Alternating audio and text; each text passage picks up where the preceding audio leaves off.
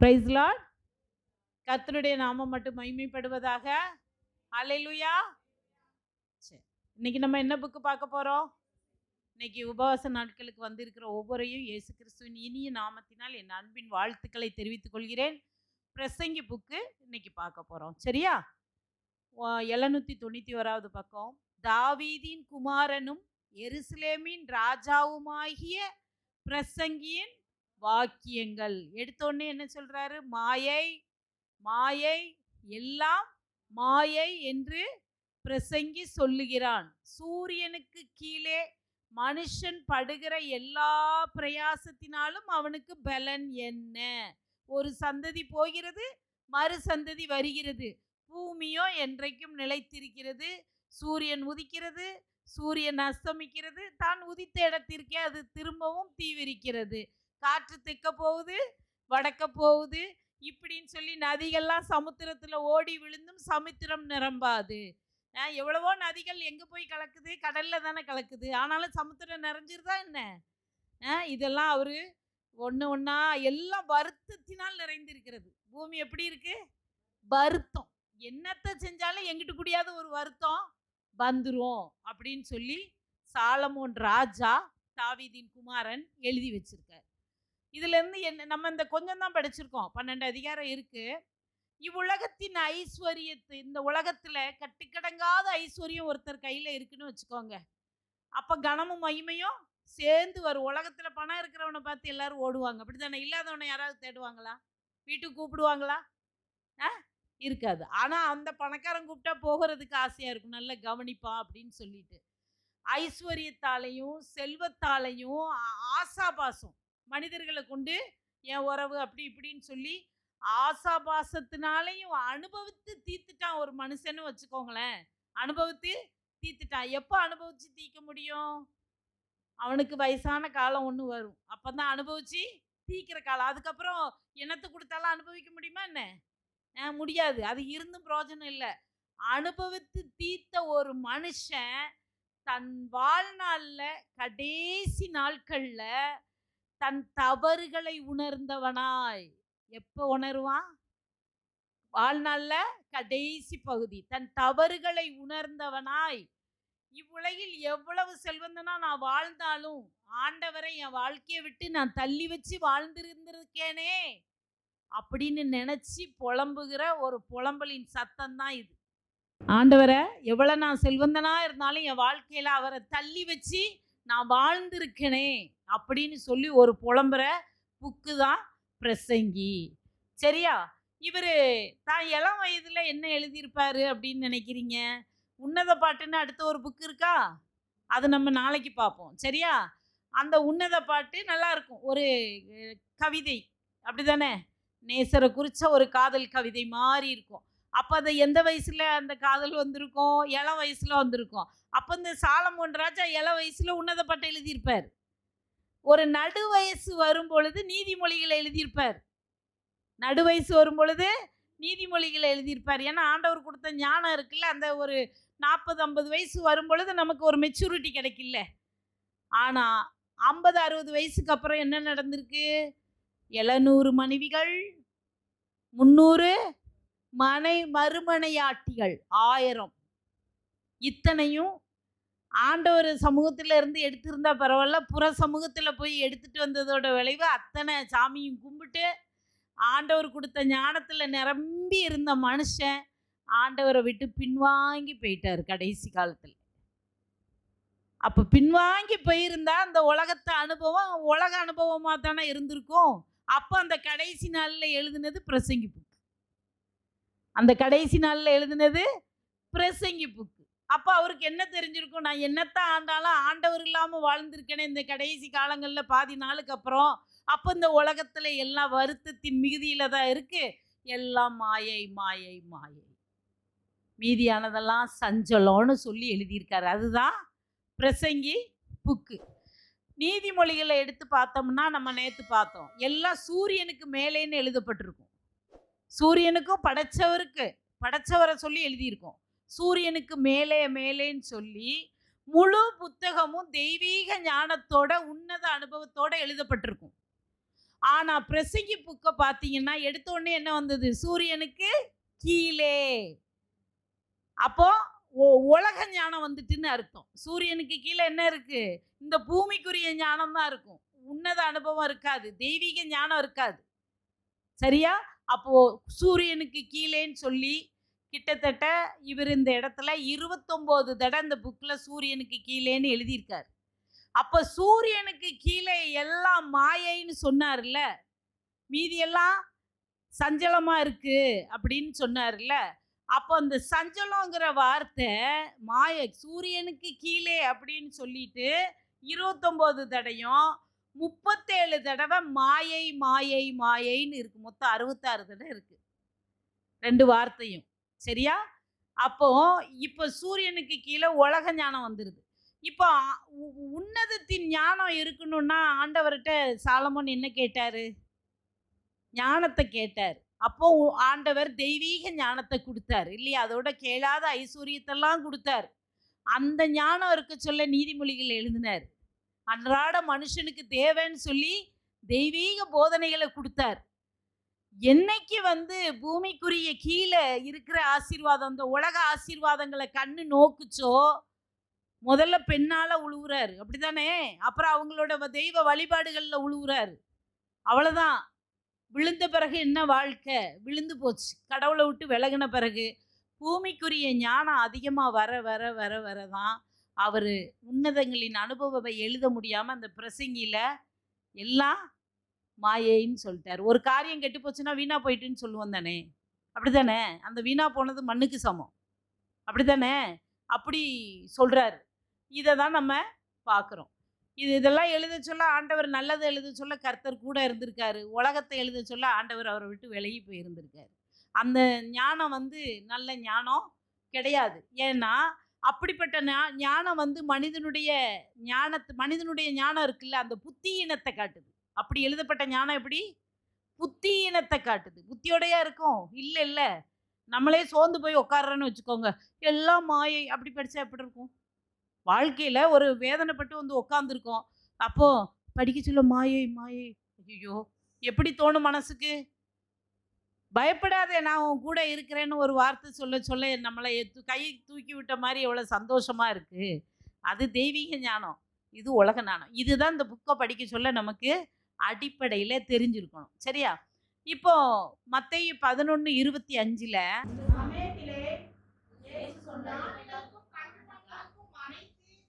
ஞானிகளுக்கும் கல்விமான்களுக்கும் மறைத்து பாலகருக்கு வெளிப்படுத்தினார். அப்போ தன்னுடைய திட்டங்களையும் செயல்களையும் அவர் யாருக்கு வெளிப்படுத்தினாராம்? பாலகர்களுக்கு. அதாவது குழந்தை எப்படி இருக்கும்? சூதுவாது தெரியாததா இருக்கும், அப்படித்தானே? தாழ்மை உள்ள பிள்ளைங்களா இருக்கும், கீழ்ப்படிஞ்ச பிள்ளைங்களா குழந்தைங்க தான் இருக்கும். அந்த பிள்ளைகளுக்கு கூட அவர் வெளிப்படுத்துவாராம், தாழ்மை உள்ளவர்களுக்கு தன்னுடைய திட்டத்தை. ஆனா ஞானிகளுக்கும் கல்விமானுக்கும் அவருடைய செய்கைய திட்டத்தை வெளிப்படுத்த மாட்டாராம். அப்புறம் 1 கொரிந்தியர் 3:18, 19, 20 இவ்வுலகத்தில் உங்களில் ஒருவன் தன்னை ஞானி என்று எண்ணினால் அவன் ஞானி என்று ஞானியாகும்படிக்கு பைத்தியக்காரனாக கிடவான். இந்த உலகத்துல நம்மள ஒருத்தர் நான் ஞானின்னு எண்ணுனா அவன் ஞானி ஆகும்படிக்கே பைத்தியக்காரனாக கிடவன்னு ஆண்டவர் சொல்லியிருக்காரு. ஏன் அப்படி சொல்றாரு அப்படின்னு சொன்னா, இவ்வுலகத்தின் ஞானம் தேவனுக்கு முன்பாக பைத்தியமாக இருக்கிறது. இவ்வுலகத்தின் ஞானம் எப்படிப்பட்டதா இருக்கு? தேவனுக்கு முன்னாடி பைத்தியமா இருக்கு. அப்படியே ஞானிகளை அவர்களுடைய தந்திரத்தினாலே பிடிக்கிறார். நான் அறிவாளி, நான் ஞானின்னு நீ பேசுறேன்னு உனக்கு ஒரு தந்திரம் இருக்குன்னா அந்த தந்திரத்தை வச்சு நான் உன்னை பிடிப்பேன் அப்படின்னு சொல்றாரு. அவர்கள் சிந்தனை வீணா இருக்கிறது. ஞானிகள்னு சொல்லிட்டு பேசுறவங்களோட சிந்தனை எப்படி இருக்கான்? வீணா இருக்கிறத அதை தேவன் அறிவார். தேவன் அறிவார். அவர் அறியாதது இந்த உலகத்துல எது இருக்கா என்ன? மறைச்சு வைக்க முடியுமா என்ன? நல்லோர் மேலும் தீயோர் மேலும் மழை பெய்யுது. அவருடைய கண்கள் பூமி எங்கும் உலாவி கொண்டு இருக்கு. எங்க போய் ஓடி ஒளிகிறது? அப்போ அவங்களோட சிந்தனைகள்லாம் வீண் சொல்லிட்டாரு. அதான் ஆண்டவர் ஏற்கனவே தெரிஞ்சிருக்காரு. சரியா? இதனாலதான் வீணா போனதெல்லாம் மாயைன்னு சொல்லி சாலமோனுக்கு கடைசியில தெரியுது. ஏன்னா அவர் ஆண்டவரை விட்டு பின்வாங்கி போயிருந்திருக்காருல்ல கடைசி நாட்கள்ல. அதனால வீணா போச்சு நிறைய விஷயங்கள். அதை குறித்து அவர் சொல்றாரு. சரியா? அடுத்து 1ஆம் அதிகாரம் 2ஆம் அதிகாரத்துல சாலமோன் தன்னை குறித்தும் தன் வார்த்தையை குறித்தும் அறிமுகம் கொடுக்கிறார். சாலமோன் தன்னை குறித்தும் தன் வார்த்தையை குறித்தும் அறிமுகம் கொடுக்கிறார். சரி, 3லிருந்து 6 வரைக்கும் எல்லாம் மாயை என்று சொல்கிறார். 3ஆம் அதிகாரத்திலிருந்து 6ஆம் அதிகாரம் வரைக்கும் எல்லாம் மாயை என்று சொல்லுகிறார். இப்போ 3ல 3வது அதிகாரத்தை இப்போ 3 to 6 எல்லாம் மாயைன்னு சொல்றாருன்னு சொன்னோம். அதுல அறிவின் மாயை, சிற்றின்பத்தின் மாயை, கடின வேலை செய்யறதுனால வர்ற மாயை, இதை குறிச்செல்லாம் பேசுறாரு. 3ஆம் அதிகாரத்தை எடுத்துக்கிட்டா காலத்தை குறித்து எழுதி கர்த்தர் பூமியை நியாயம் தீர்க்கும் காலம் ஒன்று வருகிறதுன்னு எழுதியிருக்காரு. காலத்தை குறித்து எழுதி கர்த்தர் பூமியை நியாயம் தீர்க்கும் காலம் ஒன்று வருகிறதுன்னு 3ஆம் அதிகாரத்துல எழுதுறாரு. சரியா? 4ஆம் அதிகாரத்துல பூமியில் ஒடுக்கப்பட்டவனுடைய கண்ணீர், அவனுடைய நிலைமையை குறித்து எழுதுறாரு. 4ஆம் அதிகாரத்துல பூமியில் ஒடுக்கப்படுகிறவனுடைய கண்ணீர், அவனுடைய நிலைமையை குறித்து எழுதுறாரு. அடுத்து 5, 6 2 அதிகாரத்திலையும் தேவ ஆலயத்திற்கு செல்ல வேண்டிய விதம், ஆலயத்தில் செய்ய வேண்டிய காரியங்களை குறித்து எழுதுறார். சரியா? 5, 6. அடுத்து 7, ஒருவனுடைய வாழ்க்கையில் சந்தோஷமான தருணத்தை விட துக்கமாக இருக்கிற தருணம் தான் அதிக பாடத்தை கற்றுத்தருகிறதுன்னு சொல்லித்தரார். சந்தோஷமா இருக்கிறத விட துக்கமா இருக்கிற காலம் தான் நமக்கு நிறைய பாடத்தை என்ன செய்யுது, நமக்கு கற்றுத்தருகிறது. சரியா? அடுத்து 8வது அதிகாரத்துல ஒரு மனுஷனின் பலத்தை விட கர்த்தருடைய ஞானமே சிறந்தது. சரியா? அடுத்து 9, 10 ஒரு ஏழை மனிதனுடைய நிலைமைய உவமையா சொல்லுது. ஒரு ஏழை மனிதனுடைய நிலைமைய உவமையா சொல்லுது. 9, 10. 11 விசுவாசத்தை விதைக்கிறவன் அதன் பலனை நிச்சயமாய் பெறுவான். விசுவாசத்தை விதைக்கிறவன் அதன் பலனை நிச்சயமா பெறுவான். 11வது அதிகாரம். 12 முதுமையில வர்ற பிரச்சனை. வயசான காலத்துல எல்லாரும் முதுமையை சந்திப்பாங்க, அப்படித்தானே? யாராவது சந்திக்காம போயிருவாங்களா என்ன? அது இடையில இறந்து போறது வேற விஷயம். ஆனா பொதுவான விஷயம்னு ஒண்ணு இருக்கும். முதுமையில வர்ற பிரச்சனை, வாலிபத்தின் பிராயத்தை நினைக்க சொல்லி சொல்றது. ஒருவன் தன் சிருஷ்டிகரை வாலிப வயசுல என்ன செய்யணும், கர்த்தரை நினைக்க வேண்டிய அவசியத்தை குறித்து சொல்லியிருக்காரு. வாலிபத்துல ஆண்டவரை நீங்க கண்டிப்பா நினைக்கணும்னு சொல்லியிருக்காரு. இதை குறித்து தான் இங்க பேசுறாரு. சரியா? இதை குறித்து இந்த வாலிப வயதையும் முதுமையான வயதையும் குறித்து ஒரு விஷயம் இங்க சொல்லித்தராரு. அதுக்கு ஒரு 15 விஷயத்தை நமக்கு சொல்லித்தராரு. 15 விஷயத்தை சொல்லித்தராரு. இவையெல்லாம் உனக்கு நடக்கிறதுக்கு முன்னாடி, அதாவது வாலிபத்துல நீ சந்தோஷமாயிரு. என்ன சொல்றாரு? உன் வழியை கர்த்தருக்கு ஒப்புவிச்சிரு. ஆனா வாலிபத்துல சந்தோஷமா இரு. ஆனா உனக்கு ஒரு காரியம் முதுமையில நடக்கும். அதுக்கு முன்னாடியே ஆண்டவர்கிட்ட ஒன்றும் ஒப்புவிச்சிரு. அதுக்கு முன்னாடியே ஆண்டவர்கிட்ட ஒன்றும் ஒப்புவிச்சிரு. சரியா? அப்போ இப்போ நம்ம அதுக்கு அந்த அது என்ன சொல்றாரு, அந்த 15 விஷயமும் என்ன? வாலிப பிரசங்கிய நினைச்சோம்னா வாலிப வயசை தான் வசனங்கள் நமக்கு, உன் வாலிபத்தில் கர்த்தரை உன் சிருஷ்டிகரை நினை அப்படின்னு சொல்லி அது சொல்லப்பட்டிருக்கும். 12:1 நீ உன் வாலிப பிரயாத்திலே உன் சிருஷ்டிகரை நினை, தீங்கு நாட்கள் வராததற்கு முன்னும் எனக்கு பிரியமானவைகள் அல்ல என்று நீ சொல்லும் வருஷங்கள் சேராததற்கு முன்னும் சூரியனும் வெளிச்சமும் சந்திரனும் நட்சத்திரங்களும் அந்தகாரப்படாத முன்னும் மழைக்கு பின் மேகங்கள் திரும்ப திரும்ப வராததற்கு முன்னும் சொல்லியிருக்கா. இது எதை குறிக்குது அப்படின்னு சொன்னா வாலிபனுடைய பிரகாச நாட்களை குறிக்குது. அதாவது உனக்கு மழைக்கு பின் மேகம் வர்றதுக்கு முன்னும் தீங்கு நாட்கள் வர்றதுக்கு முன்னும் அப்படின்னு சொன்னா முதுமை வர்றதுக்கு முன்னாடி உன் வாலிபத்துல நீ ஆண்டவரை நினை. இது அவசியமா ஆண்டவர் சொல்லி கொடுத்துருக்காரு. அந்த நாட்கள் உனக்கு பிரகாசமான நாட்கள். வாலிப நாட்கள் எப்படி எல்லாருக்கும் சந்தோஷமா தானே இருக்கும். வாலிப நாட்கள், ஹalleluya. முதுமையில பாருங்களேன், முதுமையா இருக்கிறவங்கள, பார்க்க ஆள் இல்லாதவங்கள, கஷ்டப்படுத்துறவங்கள, அவங்கள கஷ்டப்படுத்துறது, இதெல்லாம் பார்க்கும் பொழுது இந்த முதுமை எவ்வளோ கொடியதுன்னு சொல்லி கஷ்டமா இருக்கு. லட்சத்துல ஒருத்தர தாங்குறவங்க இருக்காங்க. பார்க்காதவங்கள என்ன பண்றது? எப்படி பார்க்கறது? ரொம்ப மனசுக்கு அந்த நாட்கள், தீங்கு நாட்கள் வராதுக்கு முன்னாடி இப்ப நம்ம வாலிபனே வச்சுக்குவோமே. இப்ப அதுல ஒரு 15 விஷயத்த அந்த நாட்களா சொல்ற மாரி இத வந்து நம்ம ஒரு ஆவிக்குரிய விஷயமா எடுத்து பார்ப்போம். எங்க இருக்கு? ஆ 3வதுல பாருங்க. வீட்டு காவலாளிகள் தள்ளாடி முதல்ல தொடங்குறாரு. வீட்டு காவலாளிகள் தள்ளாடி அப்படின்னு சொன்னா, வீட்டு காவலாளி இப்போ உங்கள ஒருத்தங்க தண்ணிக்குள்ள தள்ளி விட்டுட்டாங்க. என்ன செய்யும்? எது முதல்ல தன்னை காப்பாத்துறதுக்கு வேலை செய்யும்? தண்ணிக்குள்ள தள்ளி விட்டோன்னே கையும் காலும் என்ன செய்யும்? ஒருத்தர் உங்களை விரட்டுறாங்க ஒரு இருட்டுக்குள்ள, என்ன பண்ணுவீங்க? கால் உதவி செய்தா? அப்ப நமக்கு காவலாளியா கையும் காலும் இருக்கு. அத முதுமையானா ஆண்டவர் சொல்றாரு, வீட்டு காவலாளிகள் தள்ளாடி அப்படின்னா கையும் காலும் தளர்ந்து போயிடும். கையும் காலும் தளர்ந்து போயிடும். யாராவது பிடிச்சு கொண்டு விடுற லெவலுக்கு இருக்கும். அது ஒண்ணு. 2வது பெலசாலி, அதான் பெலசாலி கூனி போய், பெலசாலி கூனி போய். கூனி எங்க விழும்? முதுகுல விழும். அப்போ ஒரு மூட்டையை தூக்கணும்னா எதுல தூக்குவோம்? முதுகு. அப்ப பலம் எங்க இருக்கு? முதுகுல பலம் இருக்கும். எப்ப? வாலிப பிராயத்துல என்னத்தை கொடுத்தாலும் என்ன செய்வான்? முதுகுல ஒரு அலக்கா தூக்கிடுவான். அப்படித்தானே? ஆனா வயசான பிறகு பெலசாலி கூனி போயினா முதுகு கூணு விழுந்து போயிரும். முதுகு கூணு விழுந்து போயிரும். முதுகுனால என்ன செய்யும்? தோல்.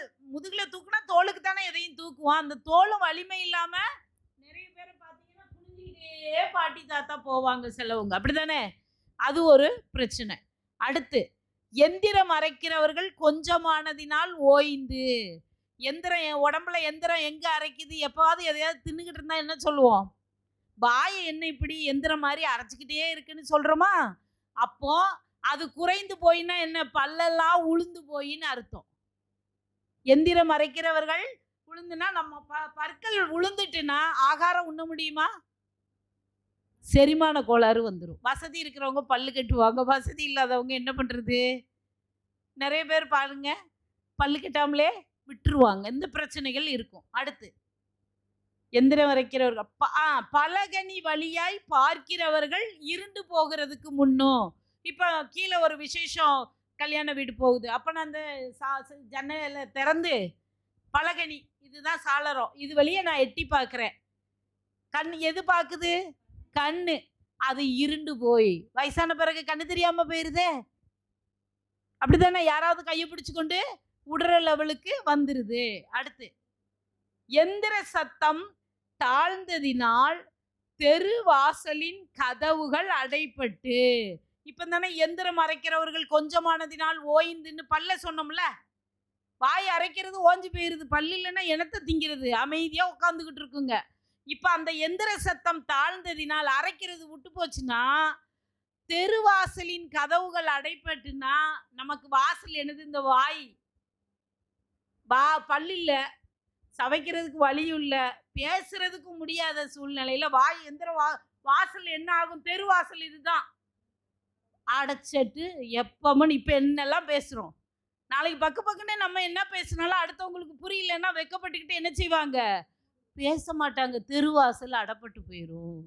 அடுத்து குருவியின் சத்தத்துக்கும் எழுந்திருக்க வேண்டியதாகி. குருவியின் சத்தத்துக்கும் எழுந்திருக்க வேண்டியதாகினா வயசானவங்களுக்கு தூக்கம் வராது. நல்லா வயசாயிட்டாங்கன்னு வச்சுக்கோங்க, ஆழ்ந்த தூக்கம் இருக்காது. ஒரு சின்ன சத்தம் வந்து டப்புன்னு பக்கத்துல கேட்டா கூட அதிர்ந்து எந்திரிச்சிருவாங்க. முதுமையில தூக்கம் இருக்காது. அடுத்து கீத வாத்திய கன்னிகைகள் எல்லாம் அடங்கி போகாததற்கு முன்னும். கீத வாத்தியம்னா பாடுற குரல் இருக்குமா? குரல் வளம் என்ன ஆகும்? கீத வாத்தியம் இந்த தொண்டையில நான் 20 வயசுல பாடுறதுக்கும் ஒரு 80 வயசுல பாடுறதுக்கும் எப்படி இருக்கும்? போச்சு. காது கேட்குற திறனும் இதாயிரும்.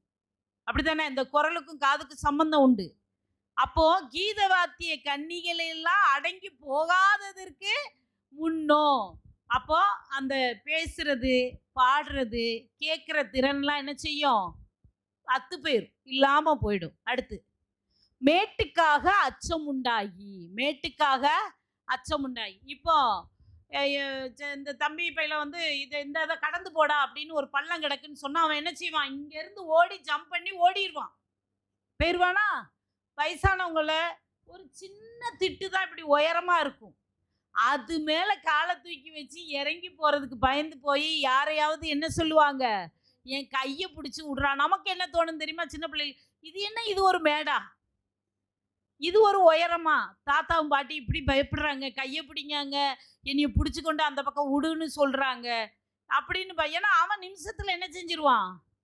தாண்டி ஓடி போயிடுவான். அப்போ மேட்டுக்காக ஒரு பயம், இந்த கரடு முரடா பள்ளம் இருந்தா உளுந்துருவோமோ, காலு சரிக்கிருமோ அப்படிங்கிற ஒரு பயம் வரும். அடுத்து, வாதுமை மரம் பூ பூத்து, வாதுமை மரம் பூ பூத்து. இப்போ இந்த முடி இருக்குல்ல, பஞ்சு போல வெள்ளையா ஆயிடும், பஞ்சு போல வெள்ளையா ஆயிரும். அப்போ நம்ம கருகருன்னு முடி இருக்க சொல்ல எப்படி இருப்போம்? கருகருன்னு முடி இருக்க சொல்ல எப்படி இருப்போம்? அழகா இளமையா இருக்கிற மாதிரி தோணும், அப்படித்தானே? முடியெல்லாம் நரைச்சி போனா எப்படி இருப்போம்? பார்க்கவே ஒரு பரிதாபமான கோலத்துல இருப்போம். அதை தான் அங்க சொல்லியிருக்கு, வாதுமை மரம் பூ பூத்து வெட்டுக்கிளியும் பாரமாகி, வெட்டுக்கிளியும் பாரமாகி. அதாவது வெட்டுக்கிளியும் பாரமாகினா வெட்டுக்கிளியை தூக்கி சுமக்கிறது கூட கஷ்டம்னா என்ன அர்த்தம்னா, அவங்க கையில நான் பெரிய வெயிட் வச்சிருக்கேம்மா, நீங்க இந்த பைய கொஞ்சம் கொண்டு வாங்கன்னு ஒரு கிலோ அரிசியை கையில கொடுத்தா கூட அவங்களால தூக்கிட்டு போக முடியாது. அதான் வெட்டுக்கிளி கூட தூக்கி தோல்ல வச்சா பாரம் வாங்கலாம். அதை வெட்டுக்கிளியும் பாரமாகி பசி தீவனமும் அற்று போகாததற்கு முன்னும். பசி தீவனம் அற்று போகுதுன்னா, இன்னைக்கு நம்ம வயசுல 4 இட்லி சாப்பிட்றோம், 5 இட்லி சாப்பிட்றோன்னு வச்சுக்கோங்களேன். வயசான பிறகு நீங்க ஒரு இட்லியை கொடுத்தா பாதி இட்லியை சாப்பிட்டுட்டு பாதி இட்லியை வைக்கிறதெல்லாம் நான் பார்த்துருக்கேன். பாதி இட்லியை சாப்பிட்டு பாதி, அது கூட சாப்பிட முடியாத அளவுக்கு வயிறு என்ன செய்யுது? சுருங்கி போயிருது. வாயில பல்லு இல்லை, சவைச்சு செரிமானம் ஆகிறது இல்லை. அதனால அவங்க என்ன செய்ய மாட்டேங்கிறாங்க? பசி தீவனம் அத்து போயிடுறாங்க அப்படின்னு போட்டிருக்கு. சரியா? அடுத்து, அற்று போகாதற்கு முன்னும் மனுஷன் தன் நித்திய வீட்டுக்கு போகிறதினாலே துக்கம் கொண்டாடுகிறவர்கள் வீதியிலே தெரியாததற்கு முன்னும் வெள்ளி கயிறு கட்டிவிட்டு. வெள்ளி கயிறு, வெள்ளி கயிறு எப்படி இருக்கும்? வெள்ளி கயிறு, கொடி கயிறு, நம்ம உடம்புக்குள்ள ஓடுற நரம்பு, உடம்புக்குள்ள ஓடுற நரம்பு. அதை என்ன சொல்றாரு? வெள்ளி கயிறு கட்டுவிட்டு அப்படின்னா நரம்புகள் தளர்ந்து போறது. நரம்பு வீக் ஆயிருதுன்னு சொல்றாங்கல்ல, நரம்பு உங்களுக்கு வீக் ஆயிட்டு, அதனால தான் ஒரு ஊசி குத்தி கூட ரத்தம் எடுக்க முடியல, உங்க நரம்பு நலுகி போகுது அப்படிலாம் சொல்றாங்கல்ல. அதுதான் நரம்புகள் வந்து அந்த வெள்ளி கயிறு கூட தளர்ந்து போகுது, வெள்ளி கயிறு தளர்ந்து போகுது அப்படின்னு சொல்லியிருக்காங்க. அடுத்து, பொற்கிண்ணி, பொற்கிண்ணி நசுங்கி. பொற்கிண்ணினா நம்ம மூளை எவ்வளோ இருக்கும்? உள்ளங்கை அளவில் வச்சுக்கலாம். பொற்கிண்ணி கிண்ணம், தங்க கிண்ணத்தில் வைக்கிற மூளை. மூளை எல்லாத்துக்கும் மெயினானதுல இருதயத்தோட சம்மந்தப்பட்டதா இருக்கா? அப்போ அந்த பொற்கிண்ணி நசுங்கினா மூளை என்ன செய்யுது அப்படின்னா, மூளையில் இருக்கிற நரம்புகளின் செயல்பாடுகள்லாம் குறைய ஆரம்பிச்சிருது. ஒன்றை சொன்னால் அவங்க இன்னொன்று செய்வாங்க, பார்த்துருக்கீங்களா? வயசானவங்க ஏதோ ஒன்று சொல்லிட்டு போயிருப்பீங்க, ஆனால் இன்னொன்று செஞ்சுக்கிட்டு இருப்பாங்க. சரியா? நிதானத்தை இழக்க ஆரம்பிச்சிருப்பாங்க. அந்த மூளையோட தொடர்பு உடம்புல வந்து இதை செய் அதை செய்யன்னு கமாண்டு கொடுக்குது இல்ல, அவங்களுக்கு அது நிதானம் இழக்க ஆரம்பிச்சிருக்கும் மூளை. சரியா? அது அடுத்து, ஊற்றின் அருகே சால் உடைந்து. ஊற்றின் அருகே சால் உடைந்து அப்படின்னு சொன்னா மனிதனுடைய இதயத்தை குறிக்குது. சால் உடைந்து, ரத்தம் எங்க இருக்கு? இதயத்துல தமனி சிறைன்லாம் இருக்கா? ஒரு பகுதி திறந்து ஒரு பகுதி மூடி, ரத்தம், நல்ல ரத்தம்லாம் சுத்தமா உள்ள வந்து கெட்ட ரத்தம்லாம் வெளியே வந்து சுத்தப்படுத்துதா? அதை என்ன சொல்றாங்கன்னா, ஊற்றின் அருகே சால் உடைந்துனா இதயத்துல அந்த இரத்த சரியான ஓட்டம் இல்லாம போய் இருதய வியாதிகள் கடைசி காலங்கள்ல அவங்கள கஷ்டப்படுத்து. துறவண்டையில் உருளை நொறுங்கி, துறவண்டையில் உருளை நொறுங்கி. துறவுனா என்னது? கிணறு சொல்லுவோமா? துறவு நமக்கு எந்த பாதை? சிறுநீர். அப்போ கிட்னியை சொல்றாரு. துறவண்டையில உருளை நொறுங்கினா ரெண்டு பக்கமும் ரெண்டு உருளை இருக்கா? கிட்னியோட இதான் இந்த கிட்னி செயல் எழுந்துச்சுன்னா என்ன ஆகும்? மொத்தத்துல பாடி அஃபெக்ட் ஆகும். அப்படித்தானே? உருளையே நொறுங்கி போச்சு. வயசான பிற ரொம்ப தயங்கிட்டாங்கன்னா இத்தனை முதுமையும், இது ஒரு ஆவிக்குரிய ரீதியில பார்க்கறது தான், ஒரு இதா பார்க்கறது தான். இவ்விதமாய் மண்ணானது தான் முன்னிருந்த பூமிக்கு திரும்பி ஆவி தன்னை தந்த தேவனிடத்திற்கு மறுபடியும் போகாததற்கு முன்னும் அவரை உன் வாலிப பிரயாத்திலே நினை. ஆவி ஆண்டவர்கிட்ட போகணும், நித்தியத்துக்கு போகணும். போகிறதுக்கு முன்னாடி அவர் உனக்கு கொடுத்ததெல்லாம் நினை. மாயை மாயை எல்லாம் மாயைன்னு சொல்லிட்டு பிரசங்கி ஞானவானா இருந்தபடியால் அவன் ஜனத்துக்கு அறிவை போதித்து கவனமாய் கேட்டாராய்ந்து அநேகம் நீதிமொழிகளை சேர்த்து எழுதினான். அப்போ ஆண்டவருடைய ஞானம் அவனுக்குள்ள இருந்தது. அப்படி எழுதினாரு. எழுதின வாக்கியங்கள் செவ்வையும் சத்தியமானவைகள் அப்படின்னு சொல்லிட்டு கடைசியில் ஒன்று சொல்றாரு. என் மகனே, இவைகளினாலே புத்தி அடைவாயாக. அநேக புஸ்தகங்களை உண்டு பண்ணுகிறதற்கு முடிவில்லை.